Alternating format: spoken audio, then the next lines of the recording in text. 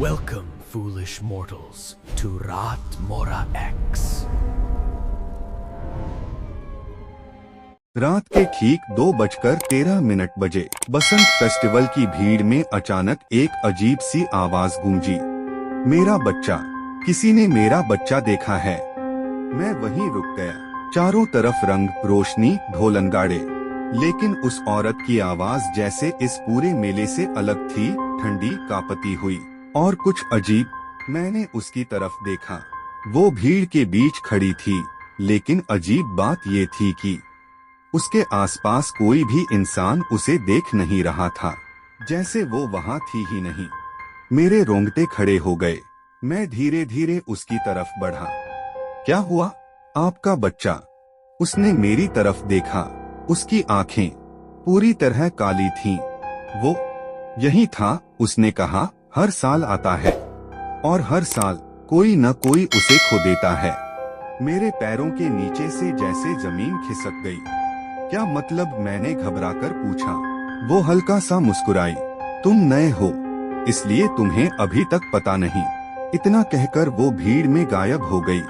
लेकिन अजीब बात ये थी कि जहां वो खड़ी थी, वहां अब जमीन पर छोटे छोटे गीले पैरों के निशान थे, जैसे किसी बच्चे के।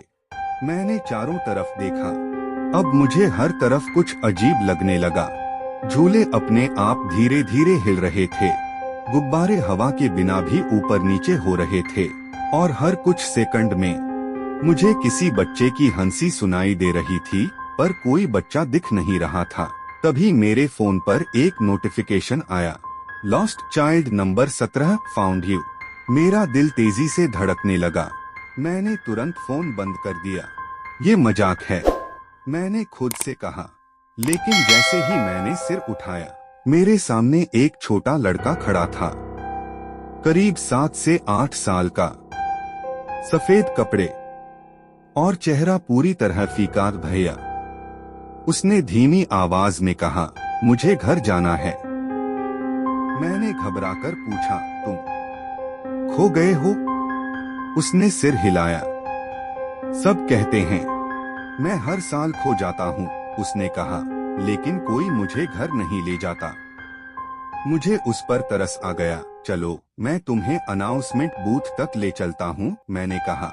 लेकिन जैसे ही मैंने उसका हाथ पकड़ने की कोशिश की, उसका हाथ बर्फ की तरह ठंडा था।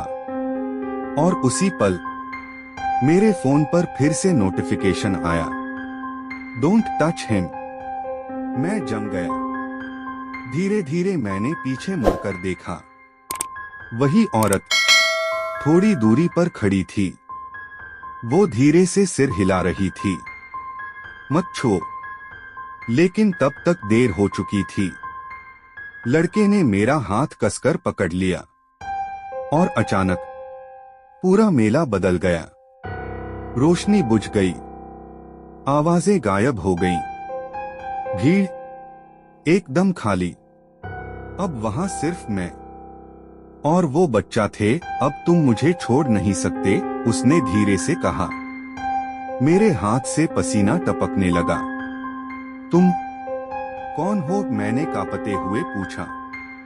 वो मुस्कुराया। मैं वो हूँ जो हर साल खो जाता है, उसने कहा। लेकिन असली खेल ये है कि मुझे कोई खोता नहीं, मुझे चुना जाता है। किसके लिए? मैंने पूछा। उसने मेरी आंखों में देखा। अगले खोए हुए के लिए। अचानक मुझे सब समझ आने लगा। हर साल इस फेस्टिवल में कोई बच्चा खोता नहीं था, बल्कि कोई इंसान चुना जाता था, जो अगले साल किसी और को फंसाए। नहीं, ये नहीं हो सकता, मैंने खुद से कहा।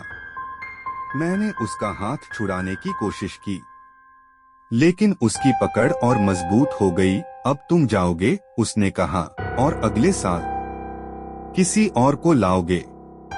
तभी दूर से ढोल की आवाज फिर से शुरू हुई। रोशनी वापस आ गई। भीड़ फिर से लौट आई और मैं अकेला खड़ा था।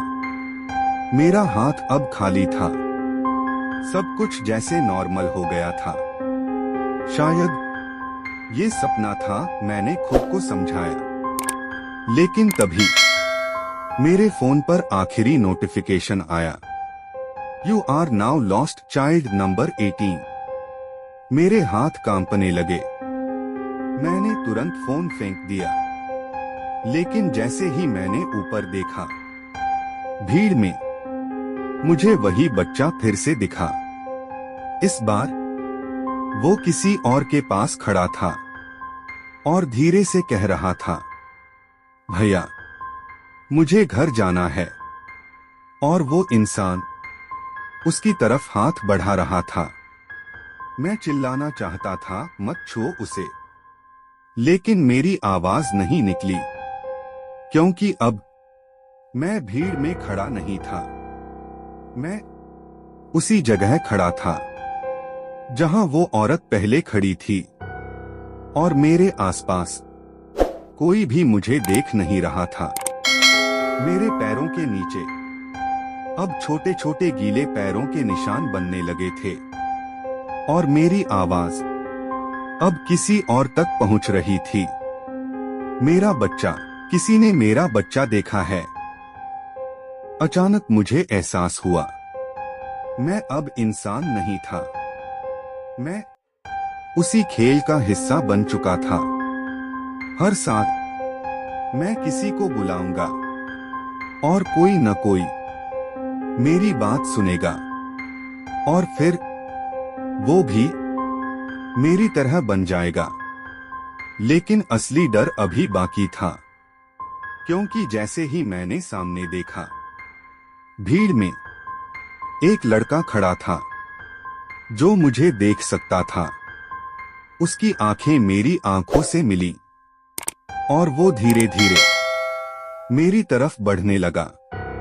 मेरे होंठ अपने आप हिले। क्या तुमने मेरा बच्चा देखा है? तो अब बताओ, अगर अगली बार तुम किसी मेले में जाओ और कोई आवाज तुम्हें भीड़ में रोककर यही सवाल पूछे, तो क्या तुम उसकी मदद करोगे या बिना पीछे देखे भाग जाओगे?